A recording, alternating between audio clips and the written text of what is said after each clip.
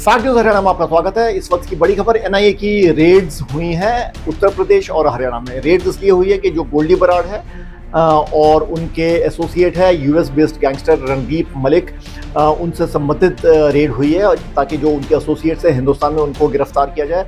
काफ़ी physical material भी जो एक्सप्लोजिव्स से संबंधित है, जो गुड़गांव सेक्टर 29 में दिसंबर 2024 में यूज़ हुआ था एक ग्रेनेड अटैक में, उससे संबंधित ये रेड हुई है। काफ़ी जो एक्सप्लोजिव मटेरियल से संबंधित चीज़ें हैं वो भी कन्फिस्केट की गई हैं। आपको ये बता दें कि गोल्डी बराड़ काफ़ी केसेस में हिंदुस्तान में, जैसे स्टेट इंटेलिजेंस हेडक्वार्टर्स मोहाली में जो ग्रेनेड अटैक हुआ था और भी जो बाकी ग्रेनेड अटैक हुए काफ़ी सारे हुए हैं भारत में, खासकर पंजाब में, उनसे संबंधित है और एनआईए में एक वांटेड है गोल्डी बराड़। साथ में जो दूसरा नाम है वो है रणदीप मलिक का, जो यूएस बेस्ड गैंगस्टर है। अब देखना होगा कि इसमें आगे केस किस तरह से प्रोग्रेस करता है। तो दोबारा से बड़ी खबर, ग्रेनेड अटैक जो वेयर हाउस क्लब और ह्यूमन क्लब सेक्टर 29 गुरुग्राम में हुआ था दिसंबर 2024 में, उससे संबंधित रेड हुई है।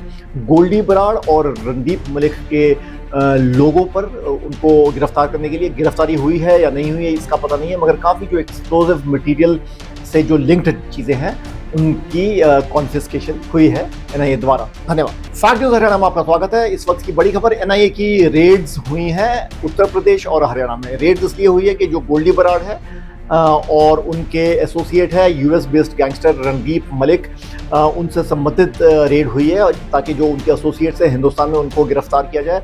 काफ़ी फिजिकल मटेरियल भी जो एक्सप्लोजिव्स से संबंधित है, जो गुड़गांव सेक्टर 29 में दिसंबर 2024 में यूज़ हुआ था एक ग्रेनेड अटैक में, उससे संबंधित ये रेड हुई है। काफ़ी जो एक्सप्लोजिव मटेरियल से संबंधित चीज़ें हैं वो भी कन्फिस्केट की गई हैं। आपको ये बता दें कि गोल्डी बराड़ काफ़ी केसेस में हिंदुस्तान में, जैसे स्टेट इंटेलिजेंस हेडक्वार्टर्स मोहाली में जो ग्रेनेड अटैक हुआ था और भी जो बाकी ग्रेनेड अटैक हुए काफ़ी सारे हुए हैं भारत में, खासकर पंजाब में, उनसे संबंधित है और एनआईए में एक वांटेड है गोल्डी बराड़। साथ में जो दूसरा नाम है वो है रणदीप मलिक का, जो यूएस बेस्ड गैंगस्टर है। अब देखना होगा कि इसमें आगे केस किस तरह से प्रोग्रेस करता है। तो दोबारा से बड़ी खबर, ग्रेनेड अटैक जो वेयर हाउस क्लब और ह्यूमन क्लब सेक्टर 29 गुरुग्राम में हुआ था दिसंबर 2024 में, उससे संबंधित रेड हुई है। गोल्डी बराड़ और रणदीप मलिक के लोगों पर उनको गिरफ्तार करने के लिए गिरफ्तारी हुई है या नहीं हुई है इसका पता नहीं है, मगर काफ़ी जो एक्सप्लोजिव मटेरियल से जो लिंक्ड चीज़ें हैं उनकी कॉन्फिस्केशन हुई है एनआईए द्वारा। धन्यवाद। फैक्ट न्यूज हरियाणा में आपका स्वागत है। इस वक्त की बड़ी खबर, एनआईए की रेड्स हुई हैं उत्तर प्रदेश और हरियाणा में। रेड्स इसलिए हुई है कि जो गोल्डी बराड़ है और उनके एसोसिएट है US based gangster Randeep Malik, उनसे संबंधित रेड हुई है ताकि जो उनके एसोसिएट्स हैं हिंदुस्तान में उनको गिरफ्तार किया जाए।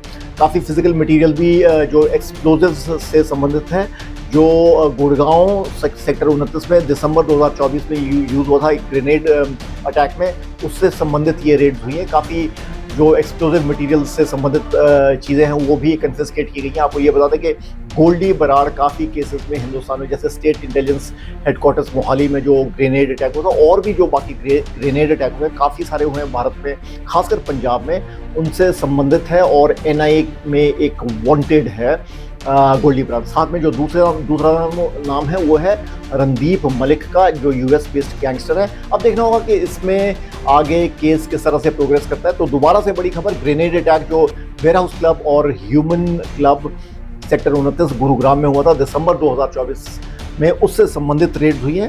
गोल्डी बराड़ और रणदीप मलिक के लोगों पर उनको गिरफ्तार करने के लिए गिरफ्तारी हुई है या नहीं हुई है इसका पता नहीं है, मगर काफ़ी जो एक्सप्लोजिव मटेरियल से जो लिंक्ड चीज़ें हैं उनकी कॉन्फिस्केशन हुई है एनआईए द्वारा। धन्यवाद।